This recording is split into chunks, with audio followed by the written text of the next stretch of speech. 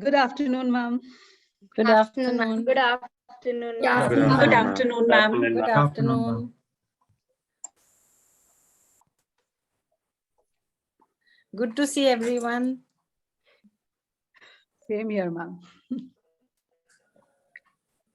Ma'am, we begin sharp at 4 o'clock. I'm ready. Sumbal, ma'am, are you able to connect?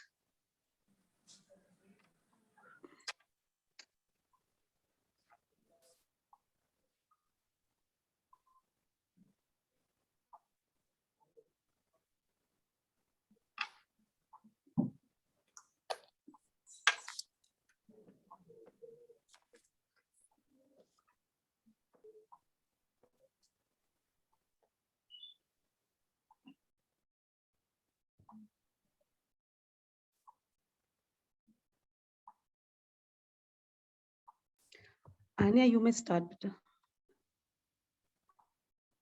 1 second, Rekha. We are doing it live. Okay.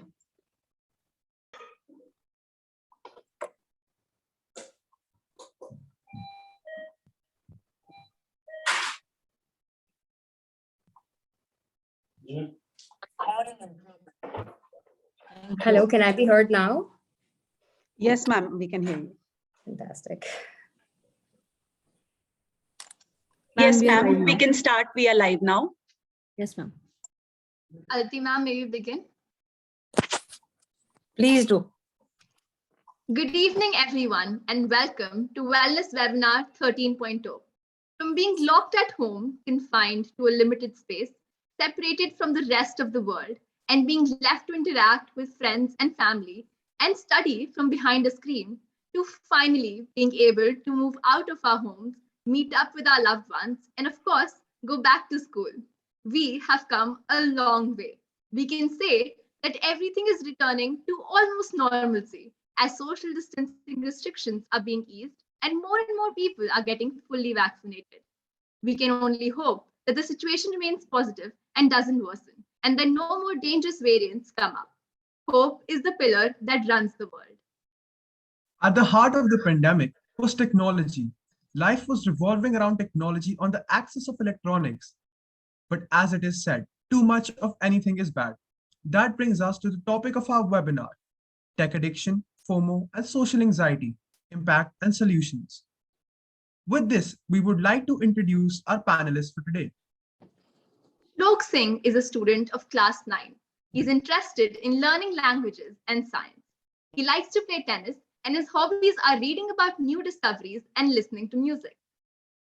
Shrija Singh is also a student of class 9. She enjoys art and public speaking. In her leisure time, she engages herself in writing motivational poems, blogs, and stories. She also loves to read and learn new languages. She is a trained Kathak dancer and has participated and won many dance tournaments. Kiran Jetli is a student of class 11. He has chosen humanities as a stream and he holds the post of vice sports captain.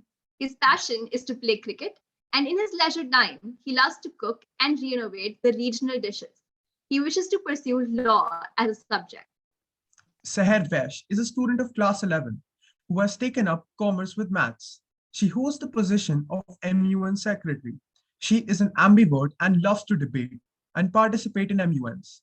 Her hobbies include dancing and playing guitar. She also has a passion for studying French. She wants to do an MBA and get into the field of marketing. Mr. Suvashish Ghosh is the parent rep of class 5. Sir holds an MBA degree and has worked with major management consulting and industry-leading companies like KPMG India and Yes Bank, to name a few. He is currently working as the head of client growth and development with Samco. He's an avid reader and paints and sketches in his free time. Thank you, sir, for your participation today. Ms. Sumbul Khan is a parent rep of class 9. As an advertising professional, she is presently working at Group M, a leading media agency. In her 19 years of work experience, she has managed many brands and projects successfully.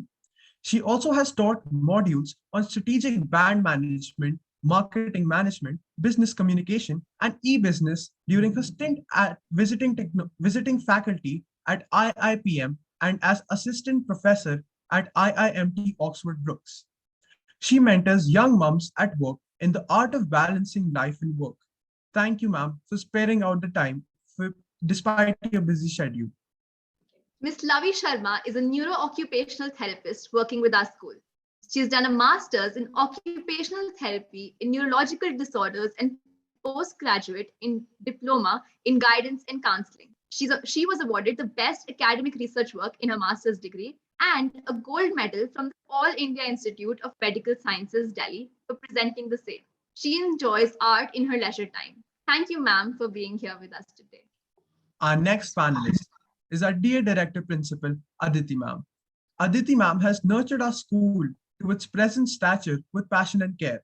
She has always had her perspectives aligned with the skills required in the evolving 21st century. Topics such as social anxiety, tech addiction, and Fomo, which is the fear of missing out, has popularly been a part of a regular messages to us and the parents during these unusual times. Through these messages, ma'am has always showed a concern and encouraged us to maintain a positive mindset. Thank you, ma'am, for gracing us with your presence. Before we begin, we would like to show you some photos that we are sure will resonate with all of us. We would also like our panelists to guess the topic that we are starting with through what these cartoons are trying to portray. Any guesses? Well, that's fiction. You're absolutely right. The topic that we're starting with is tech addiction. The year 2020 was indeed the year of great uncertainty due to the spread of COVID-19. During turbulent times, I'm happy that technology came to our rescue and we were able to save 2 full academic years as institutions continued online. Yes, learning did not cease, but was actually transformed. We've all become more tech savvy and adept at using various computer apps. I agree, Anya. Due to advancements in technology, COVID vaccinations were also being made, transported, and delivered at a rapid pace. And let's not forget the number of new movies and shows we've watched during the pandemic. Yes, technology kept us entertained throughout the day. Did you know that almost 16 million people created Netflix accounts for the first time in the first 3 months of the pandemic? That is almost double the amount of signups in the final months of 2019. Not only Netflix, Anya, but all the other streaming companies also made huge profits. We also learned so many new skills during the pandemic through tutorials on YouTube. Indeed. But on the other hand, our increased usage of technology has resulted in some people having eye strain, while others have become so glued to their screens that they prefer to stay aloof and interact little with others. I agree. Even a study conducted by Canadian researchers at McMaster University concluded that those who were found to be addicted to the internet suffered from FOMO and also had abnormally high levels of depression and anxiety. They also struggled to control their daily impulses and plan their time effectively. An earlier study conducted by Phila specified that individuals having internet addiction showed anxious behavior and their mental health was more exposed to higher risk. I can relate. Even before the pandemic, I did not use technology much. Instead, I either played basketball or went out with my friends. During the pandemic, using technology became a necessity and second nature to me. Now, since everything is going back to normal, it's a bit difficult to adjust to offline mode. I am feeling the same way, Pranav. During the pandemic, our screen time had become significantly higher and we've become heavily dependent on technology. This dependence is leading to internet addiction, which is currently becoming a serious mental health problem. Did you know that about 420 million people are addicted to the internet worldwide? A survey conducted by Australian scientists stated that 60% of these children are addicted to technology. With this, our first question goes to Shlok and Seher. A lot of my peers say that technology helps them escape reality and relax during a hectic day. But unknowingly, this becomes more of a trap than a simple means of entertainment or communication. Shlok, our first question is for you. Were you been able to balance screen time and time with family, friends, and school? Also, if yes, what was your experience with technology during the pandemic? Thank you for asking me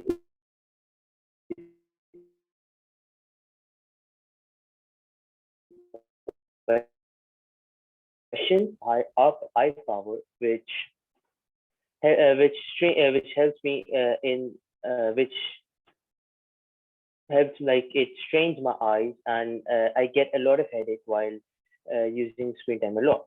So apparently, at the start of the pandemic, I was a bit of nauseatic, and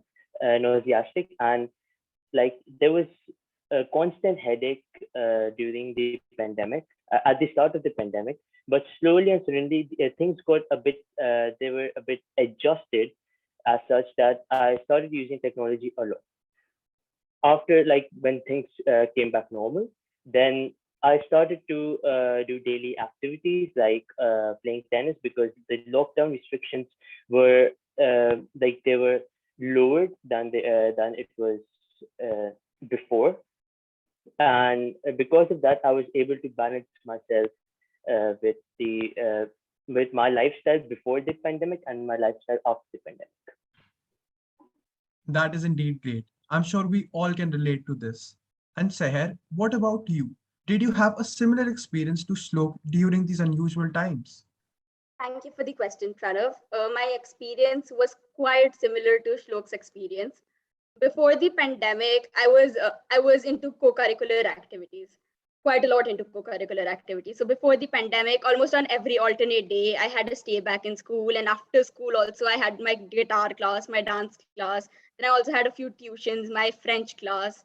So I used to get back home by 7 o'clock in the night, and by the time I got back home, I used to just relax for like half an hour and then get back to studying, right? So after the during the pandemic, my whole routine changed. The activity which used to take 2 hours, including the commute time, changed to exactly 1 hour. If a class was for 1 hour, it ended in 1 hour, and then I had my 1 hour of free time after that. So personally, I was not really addicted to Zoom calls. I never liked the concept of Zoom calls or Google Meet, or basically talking to friends via the laptop and via the internet. So I started watching Netflix, and that is how I started spending my time. And of course, I got addicted to my phone, I would say. Even now, as life is going back to normal, the addiction is of course decreasing. But even now, even though I'm not holding my phone, I can still feel my phone in my fist. And I think we can all completely agree. I feel like I've watched every single thing that is there on Netflix, and I still scroll through it and trying to look for something that I might have not watched. So our next question goes to one of our parents, Sumbul ma'am. Ma'am, for my COVID birthday in 2020, I asked for a new laptop and a Disney Hotstar subscription. How many of your or your children's gadgets did you upgrade during the lockdown? So, like I think this is something that all of us parents have been facing, and we have been discussing it at length as to how do we manage it now.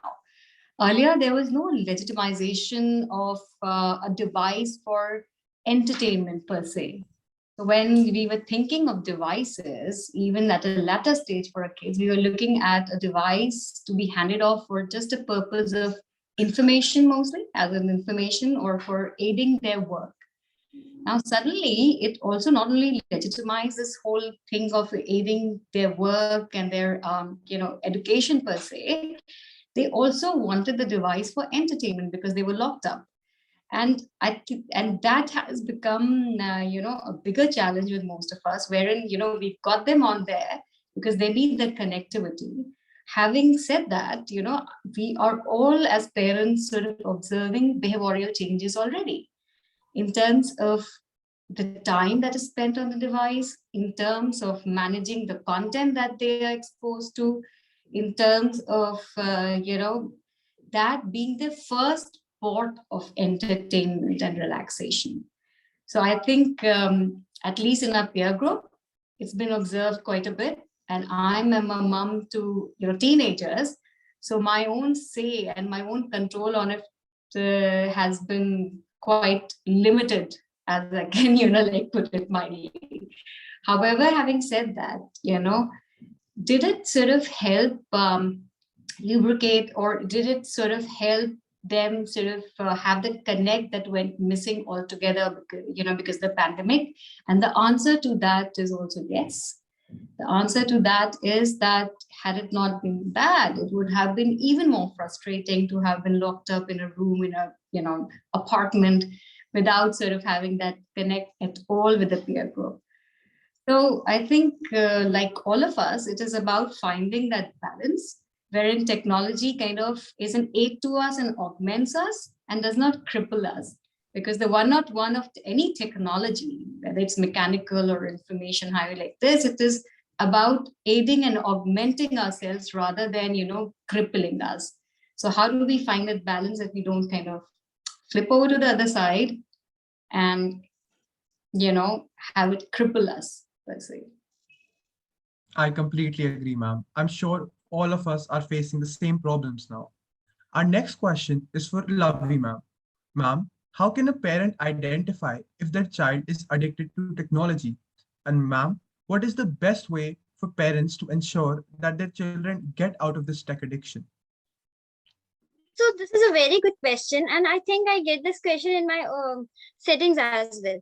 One thing that I would like to recommend is just figure out whether it's a habit or it's an addiction. There is a very fine line that you can find out. Being in the scenario of COVID, our technological consumption, I would say, our digital consumption increased actually. So it might be a habit of a child. In case if you are putting them into some other creative activities, and child is able to get along with those things. For example, there are basketball activities that say I was talking about, on many other sports or creative aspects. If they are gelling them along and it's going well, then I don't think it's an addiction. But it's like they're not getting creative pursuits, so they are performing they are using technology more. So this is one thing that I'll recommend in this case.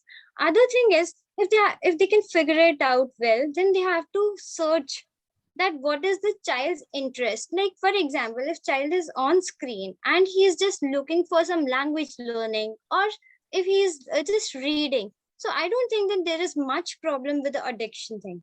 So it's more like he's putting his own cognitive skills into the good use. So we just have to see where the direction is going.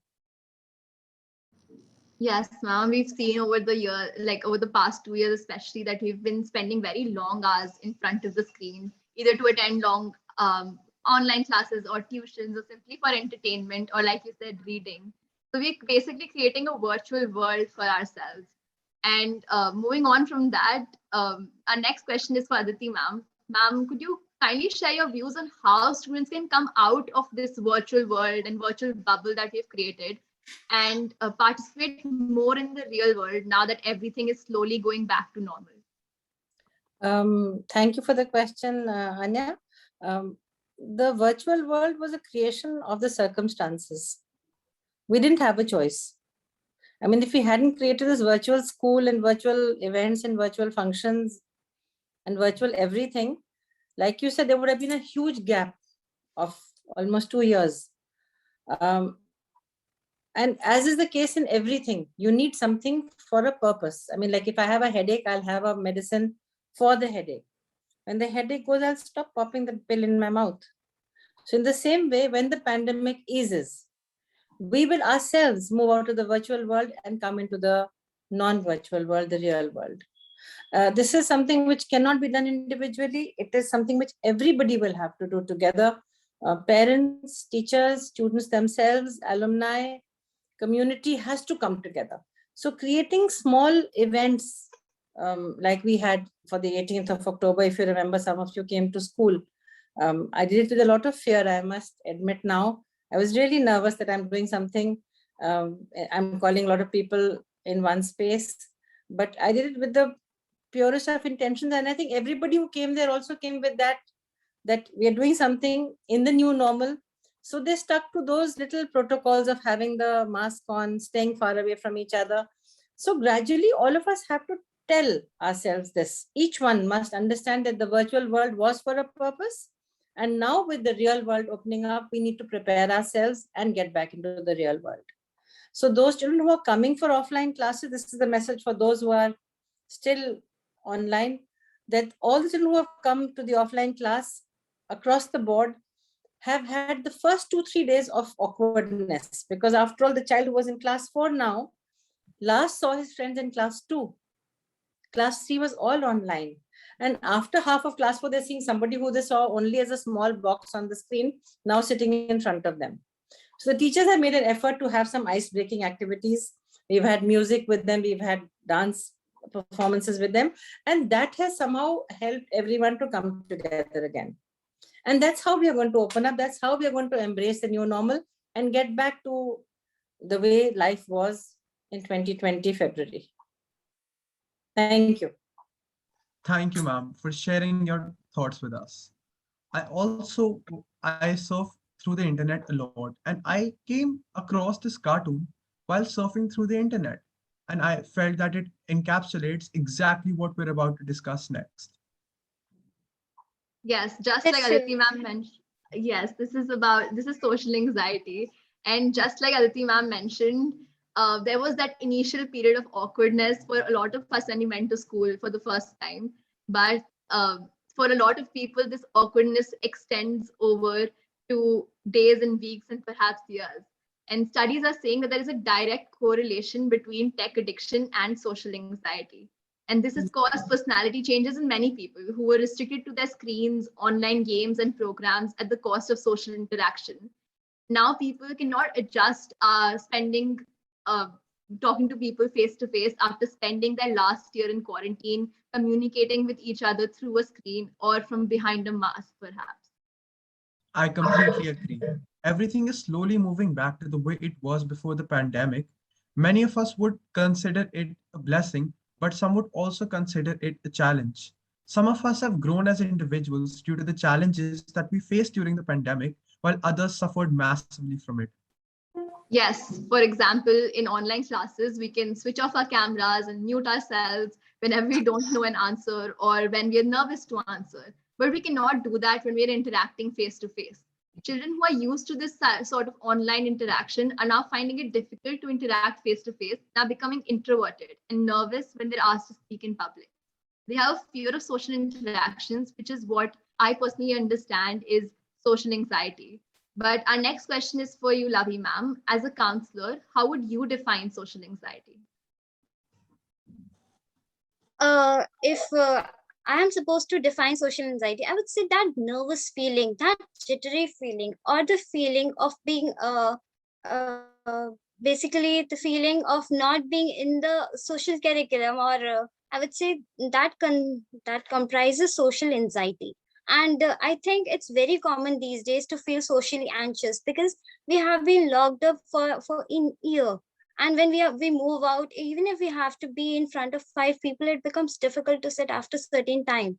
So that feeling, I think we can just define it as social anxiety. Yes, ma'am, I completely agree. Now that we finally know what social anxiety is, our next question is for Hiren and Shrija.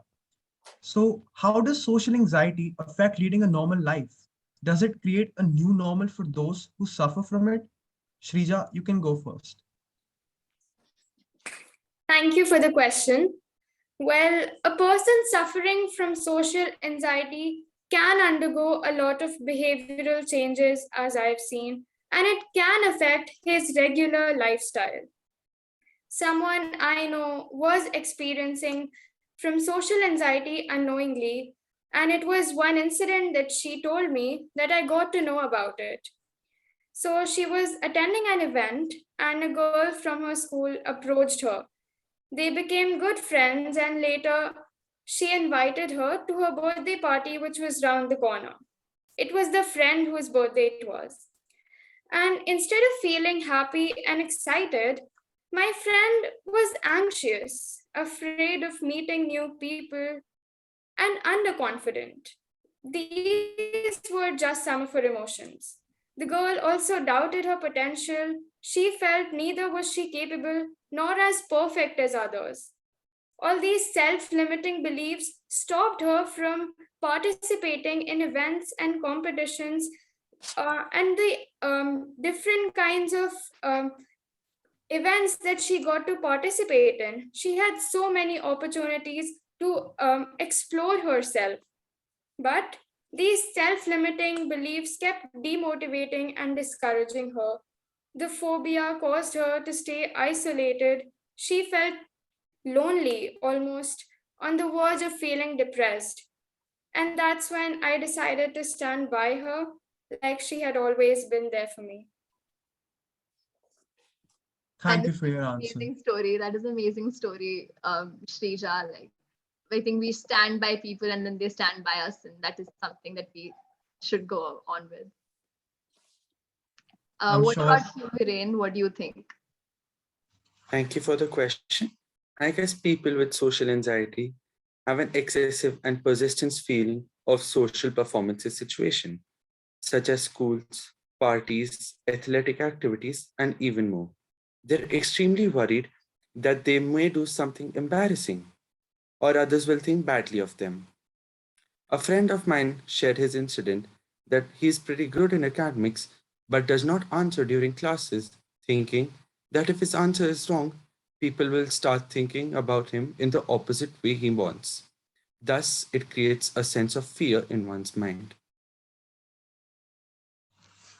I'm sure we know a lot of people who suffer from social anxiety, and sometimes we suffer from it as well. These two are dark times. So our next question is for parent rep. Subhashish sir, having heard the perspective of children, what is your advice as parents for children who suffer from social anxiety? Thank you, Pranav, for the question. Social anxiety, we all of us have that social anxiety at to a certain level, right? We have this habit of comparing ourselves with others. And especially with today's time of having those likes decide how much of a how handsome or beautiful you are, or how successful you are, or the number of cars you own, or the job you're doing. And that actually defines, we try to gauge our success and whatever our goals are based on someone else's perspective, right? And in that case, what happens is kids go through the right from a development stage. This is what is comes on throughout our times, throughout our life. Now, the way I would suggest is to do that is, first of all, to understand that nobody else is the master of your life, because your life is like a song, right? You are its lyricist and its singer. So all the notes belong to you. Your success or failure or whatever are your goals, those should not be measured by someone else's criteria. So if you have read Macbeth or something, there in Macbeth, you'll find that this poor guy, Macbeth, goes into a toss because he keeps on listening to what the three witches tell him and what Lady Macbeth tells him. The moral of the story is that he gets influenced by the standards that others have set. The first option is to stop listening to others. Yes, you can take others' views, take them inside, understand them, make a judgmental call, and guesstimate if you do not have an exact kind of a assessment. Always remember, nothing is perfect. Nothing is perfect. Life is inevitable. It just is. It is not bad. It is not good, and never is it constant. So similarly, your life will never be constant. If today you are something good is happening, tomorrow something bad will happen, but nothing is going to stay forever. Similarly, in your career, in your life, whatever are your aspects, even if you're looking at yourself in the mirror or trying to judge where I'm better than the other person in the room, just stop thinking about others. Think about yourself, decide your own criteria, and move on. Your path is different from everyone else's. There are 6 billion people, 6 to 7 billion people in this world. No two of them will have the same life, the same kind of circumstances. So mathematically, it's impossible.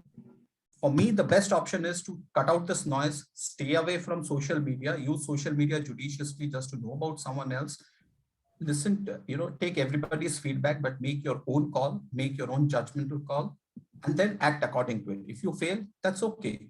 Accept uncertainty, because nowadays it's called a VUCA world, right? Volatility, uncertainty, complexity, ambiguity. Accept this. This is what life is. It will always work. It will always remain the same. Just go ahead with it. Just go with the flow. Nothing is going to go wrong. Everything will turn out well in the end. If you have this kind of a thumb rule in your life, I'm sure this social anxiety won't matter, because then you will stop comparing yourself on the basis of others' parameters. Thank you. Thank you, sir. Even I've heard somewhere, stop comparing yourself to where someone else is today and start comparing yourself from where you were yesterday. This is exactly the kind of mentality that we need to avoid social anxiety. So with this, our next question is for Shlok. Shlok, you come across as being very comfortable speaking in front of an audience. You must have seen a lot of friends anxious or shy at interacting with people, speaking in public, and hesitating to speak in a group. So, what, according to you, could be the reasons which cause social anxiety among your peers? Thank you for the question. My friend has an experience for the same. He was studying in grade third when he used to participate in a lot of just a minute competition, and he used to participate and he didn't used to win because his other counterparts used to speak better than him, as this is what he used to think. So at the age of 9 and 10, he used to talk to me about his experiences, that the other people say that he is not able to speak well, he is not able to win the competition. And I used to be at his side, and I used to say that it is fine, because as others say, that you have to stop comparing yourself with others, and you have to focus on your own way. So slowly and steadily, he also had some therapy sessions, and he also gained some confidence while doing some extracurricular activities like listening to music and playing instruments, which even has proven that it helps a child or a person to forget, or like to distract himself socially, like the social criticism, and the person can focus on his way. Now, I'm happy to tell that he has been excelling in playing guitar, and he has been appearing in many exams like Trinity exams, which it conducts musical exams like for guitar or for piano, and he is excelling well in the same. So this is my experience for my friend's experience, and I hope that this will help the answer. Thank you so much, Shlok. We are glad to hear that your friend could overcome his social anxiety and then move on to excel in whatever he was interested in.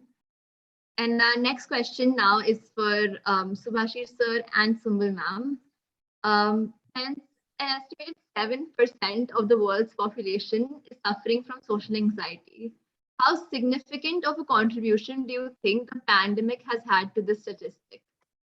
We can start with you, ma'am. Right. So, like 7% is when you look at the whole population of the world, is a big number of people that we're talking about eventually.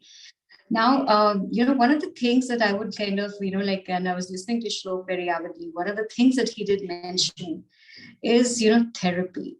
So there are native natures that are there where people are anxious by nature. And then thereafter, it's very important to recognize that as a, as a challenge that needs to be overcome with the aid of professionals.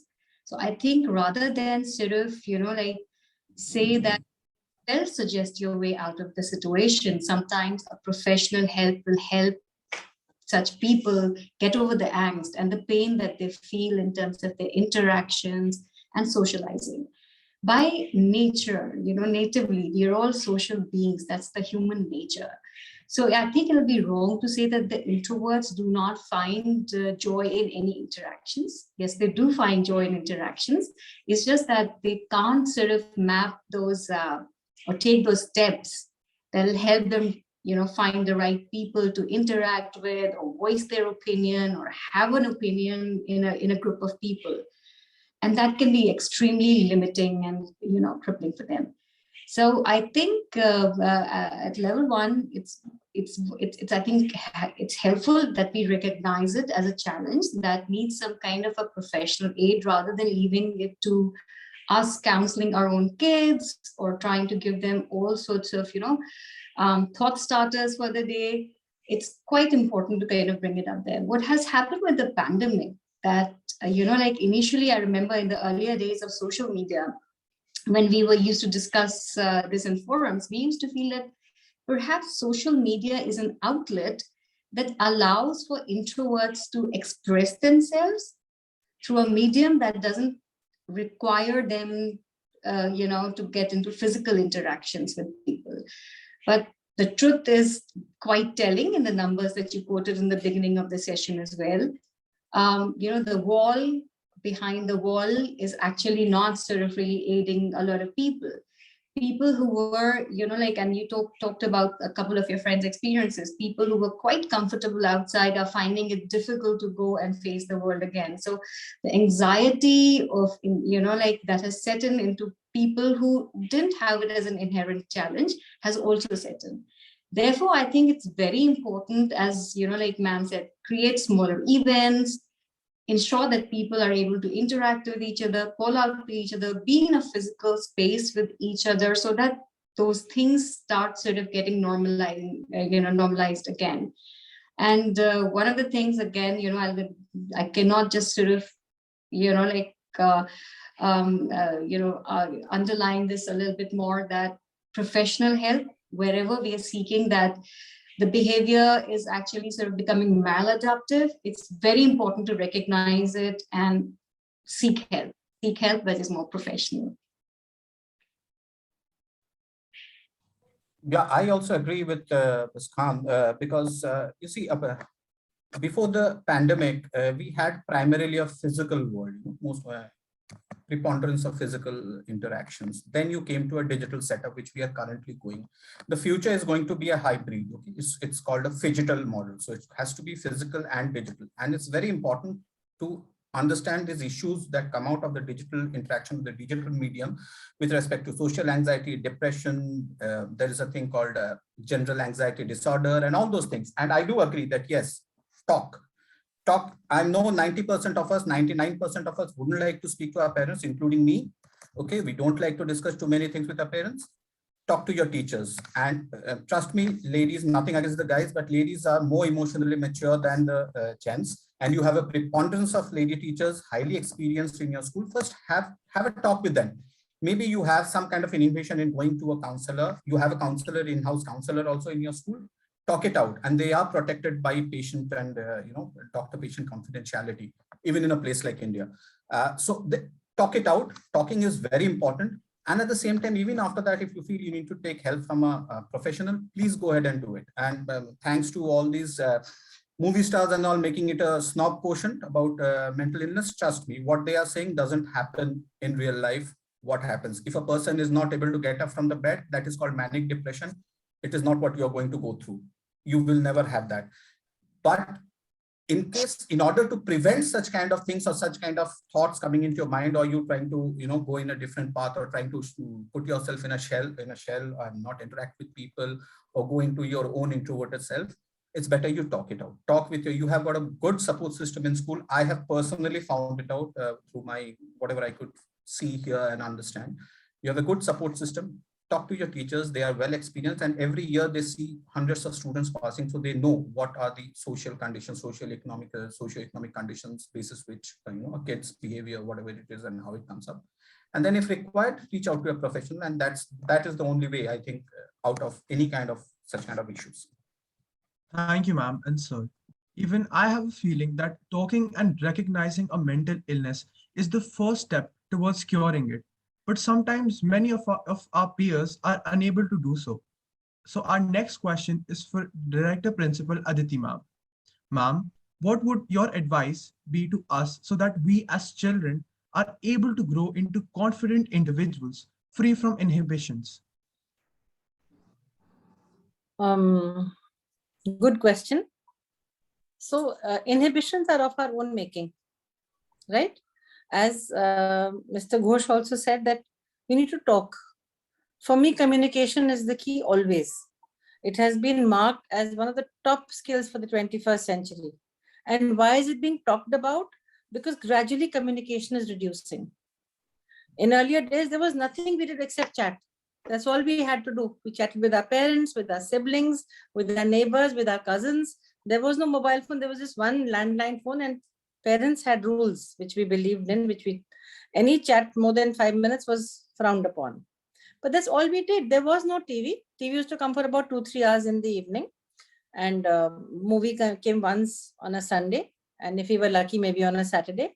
So there was communication. Now with the communication reducing and a lot of pent-up things staying inside, it has been recognized now that one of the most essential skills of the 21st century is communication. That makes me both sad and happy. Sad because it has come to this, and happy because at least we're recognizing it, right? Now, how do you become confident? I think in our school, especially right from those of you who are here in nursery and in prep, you remember we used to make you draw your own face, and there was a little poem, I'm happy to be me. So I want everyone to be happy being who they are. It really frustrates me. And it's happening more and more every year. People with curly hair want to straighten it out. Those with straight hair want to curl it up. Those who are fair want to go all bronze. The bronze ones want to put lots of Fair and Lovely and become fair. So that it just shows me a trend to move away from who you are. I think it's high time each of us understood and loved themselves before they start loving anybody else. Please remember, this is not just pontification, it's not just a thought. If you love yourself, you're going to love the world. But if you have negativity and doubt inside, that's what is going to come out, right? When you press a toothpaste, you don't get tomato ketchup, you get toothpaste. So under pressure, what you have inside is going to come out. So I had shared this with all of you in my various chats, which I had last year, that I had decided that it's going to be a difficult time. It's a scary time. We had never seen a pandemic in our lifetime. We had read about the Spanish flu and thought it was just a bad dream. But I had chosen that since I cannot change anything outside, I'm going to change it myself. I'm going to change how I'm responding to the pandemic. And I decided I'm going to be positive about it. I'm going to be happy. So while in lockdown, there were days that if I felt at all low, that I'm all alone, I've not seen a single face physically for maybe 10 days, 15 days. I would make it a point to have Zoom calls with staff members, with alumni, with my own classmates from school, so that I remained happy and positive. Because only if I'm happy and positive can I spread that outside. A negative person cannot spread positivity, I'm sorry. So my message to all of you is life is difficult, life is sometimes unfair, life is tough, but stay positive and have confidence in who you are. Do not look at the other person and say, oh, I wish I was that. Because you really don't know how that person is wishing that he was you. So stay happy with who you are, stay confident. And I think especially students of our school, bask in the thought that you come from very loving homes and you come to a school where every teacher cares for you very deeply and loves you. And that is, I think, the ultimate fuel for any human being. Thank you. Thank you so much, ma'am. And one thing that stuck with me is what you said was people who have curly hair want to straighten it. People who have straight hair want to curl it. And I remember, I think a 5-year-old Anya who used to straighten her hair every birthday. And I'm finally started to keep my hair naturally curly like how it is. And I completely agree with you when you say you have to embrace who you are. And only when you embrace it can you actually, achieve what you have to achieve in life. So thank you so much for the guidance, ma'am. And to move on, now that everything has opened up, we started to meet up with our family and our friends for special occasions like birthdays and anniversaries. But the other day, I did not attend my friend's birthday party. And when I saw my friends posting about it on Instagram, I felt very anxious and nervous. I felt like I had a sick feeling in my stomach when I saw all those photos where everyone's smiling in them. I think I know what's going on. Anya, what you were feeling was a result of FOMO, which is the fear of missing out. Now we have a video on this topic. Picture this. You log into social media and you see this picture of some friends at a party. Scroll down and here's a video of a friend cliff diving in Cancun. A number of friends are talking about Garden Cop and you haven't seen it yet. And now you start feeling something called FOMO, or fear of missing out. FOMO is the anxiety we experience when we feel there's something exciting happening elsewhere and we're not a part of it. It's been around for a long time, but these days it's triggered mostly by posts on social media.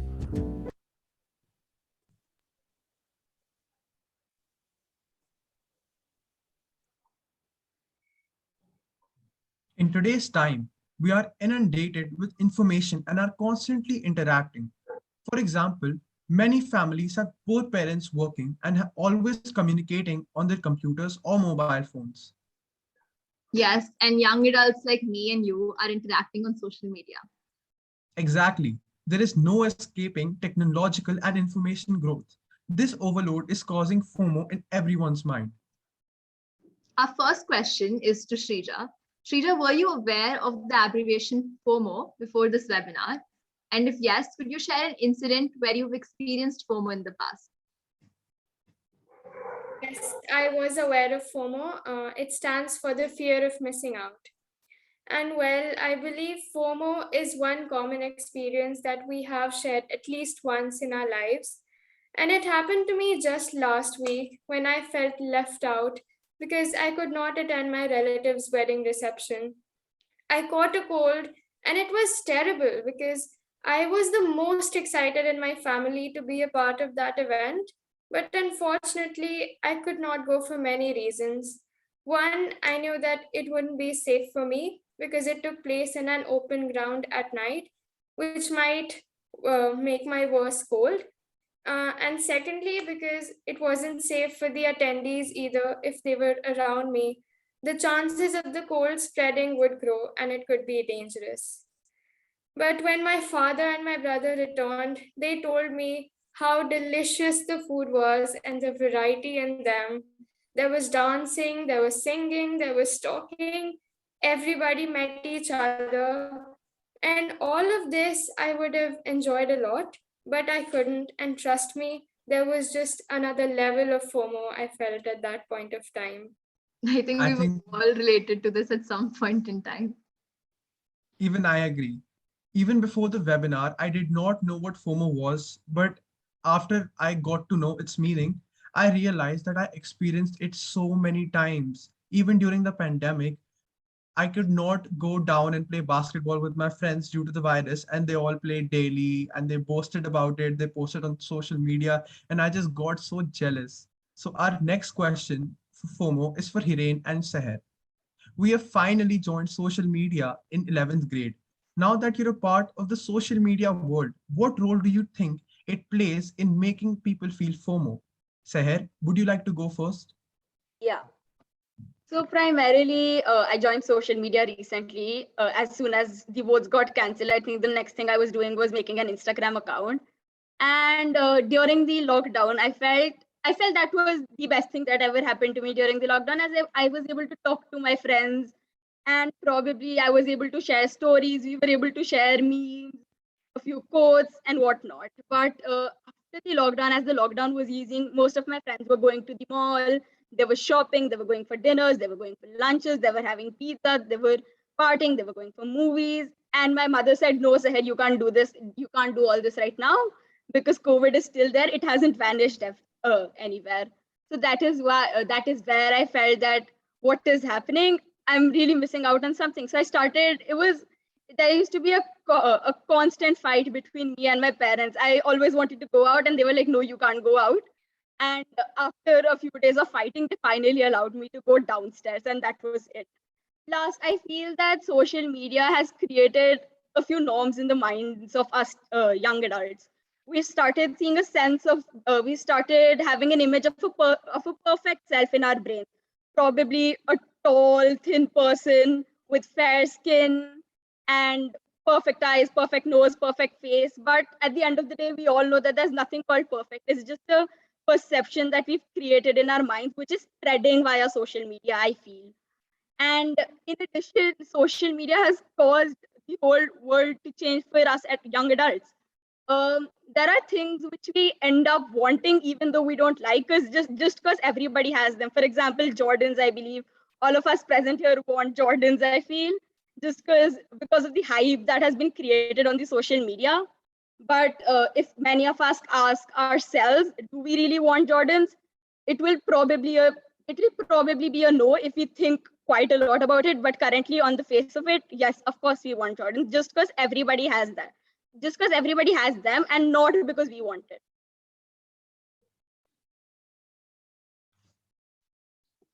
Even I felt the same thing. I played basketball daily, and a lot of my peers who do not play, they also want the same shoes and the same Jordans. And whenever I asked, why do you want them? They said, because everyone has the same thing. And this is, I believe, which is the biggest cause and effect of FOMO. Now, Hiren, would you like to add something?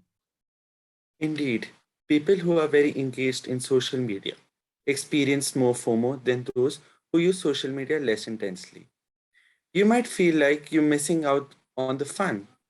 People around keep on sharing stories on social media platforms, which cause some people FOMO.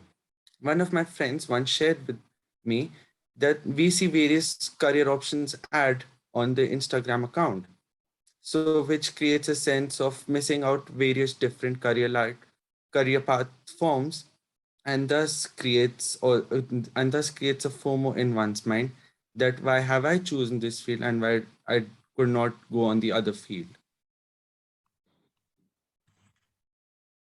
Thank you, Hiren, for your perspective. I think those are two very different sides of the same equation. One is career paths and the other is Jordan's. Our next question is for Aditi ma'am. Ma'am, we are sure that you would have also experienced FOMO. Was it as prevalent when you were a teen? And how has FOMO evolved you over the years? I can see both the parents smiling with me. I don't think we experienced FOMO because we didn't have social media. First. Second thing, I think we were so busy being who we are and what we are, we didn't care what anybody else was doing. And while Seher was talking, I was trying to rack my brain, what on earth is Jordan's, Till Pranav said they were shoes. It could have been, a lipstick for all I knew. I had no idea. So sometimes ignorance is bliss. My message to those who are watching would be that instead of thinking of what you're missing, enjoy what you have.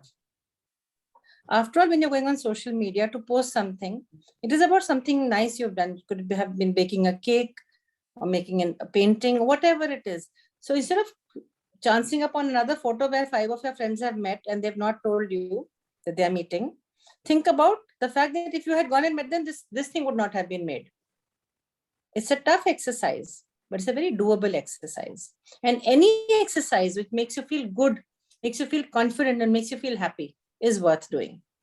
So always concentrate on what you have rather than what you have missed. It's much like the glass half full and glass half empty, So train your mind to think that way. And honestly, maybe there's something really wrong with me. I have never experienced FOMO because I'm just so happy doing what I'm doing. Honestly, half my friends have retired and they're probably traveling here and there, but I'm happy being here. They're missing out on this webinar. They're missing out seeing lovely students. And I'm enjoying that. So I don't see the point of FOMO, actually, honestly. Ma'am, even I agree that FOMO should, ma'am, instead of FOMO, we should actually adopt JOMO, which is the joy of missing out. Ma'am, it refers to the gratifying feeling when you get when you break away from the activities of your social group and spend more time doing exactly what you like. So Absolutely. Our next and final question is for Lavi ma'am. Ma'am, how should one overcome FOMO and instead adopt JOMO, which is a healthier alternative? So I can give you very nice solutions here.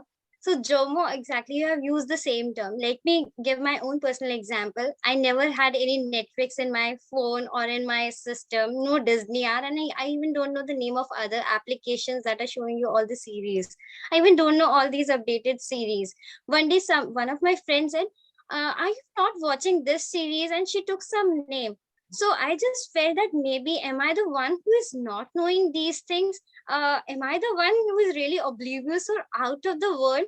Then that was the easiest way. What I could do is I sat down and I generally have one diary where I write certain stuff. I started writing down what I did for the past 3 days. And then suddenly it struck my mind, why not I just tap it out as what I did for the 30 days? Could see I learned the skill. I even took one certification, and what all I did, it's just not about education, but other skills that I was able to complete because actually I was not watching all those series, and that gave me a sense of accomplishment, and I could see as someone who is making difference in other people's life. So that one thing just struck me. So I would always say, just see, find the joy of missing out. Yes, search for the things that are actually making you happy instead of doing those things what others are doing. So that is one tip that I would give. Another thing that I would like to say here, Anya, you used the term about the incidence of curly hairs. Here I would like to talk about one thing: learned optimism. That is one important I would say emotion that we need to adopt in our own selves. Learned optimism and cognitive reframing, like how we frame our thinking process. So they are very important for any human being, and especially in the 21st century learning design, wherein we have so much of exposure. Reframe your mindset and look for the things that are important for you and for yourself. And it's not about what he is doing and or what she is doing, what is good for you. So I think that is some of the thing. And the last thing that I can always say about is be mindful, like how much time you're devoting to the things. It's just not about the watching something or playing something, but actually managing your time and devoting it to multiple things is going to help you out. At times if you're doing gardening, and other time if you are doing art, actually you're probably getting into the holistic creative pursuits, I would say. Thank you so much for the guidance, ma'am. I think this is something that we can all take away from today and try to implement in our real life after. To end this webinar on a light note, we would like to ask everyone one question that you have to answer quickly and in a single word. It is a rapid fire round. What is your favorite stress buster? Starting with Shlo. My favorite stress buster is listening to music. One word. One word. Listening to music. Shrija. It's dance. Seher.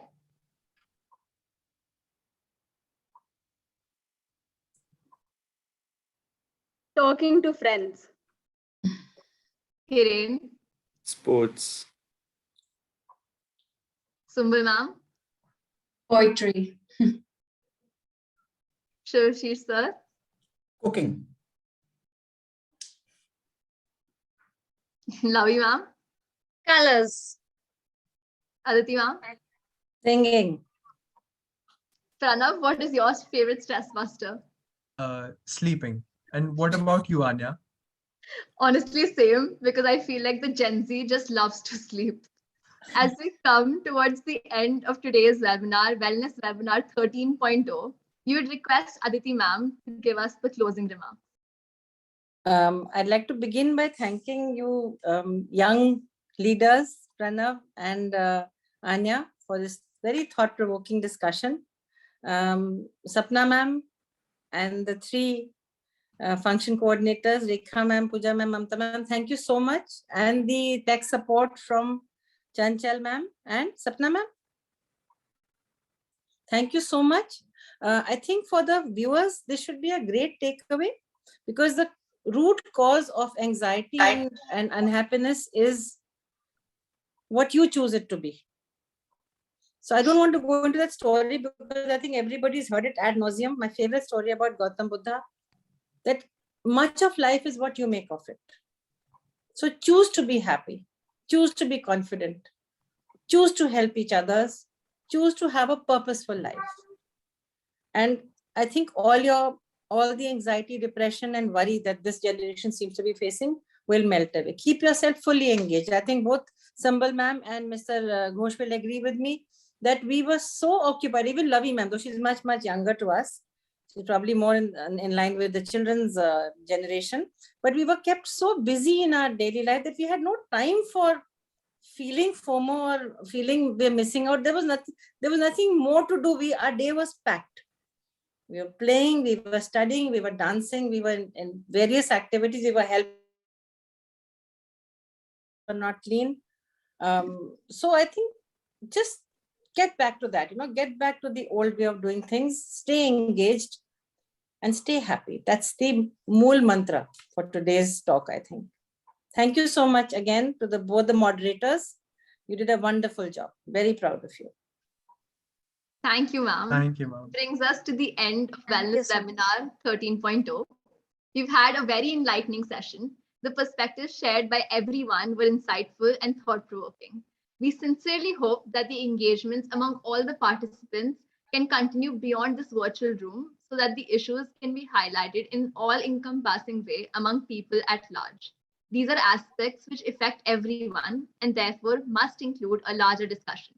We wholeheartedly thank all the panelists for their attention and valuable viewpoints and for making this webinar very meaningful and interactive. Lastly, we would like to thank our lovely audience. Ma'am, may we take your permission to close this meeting?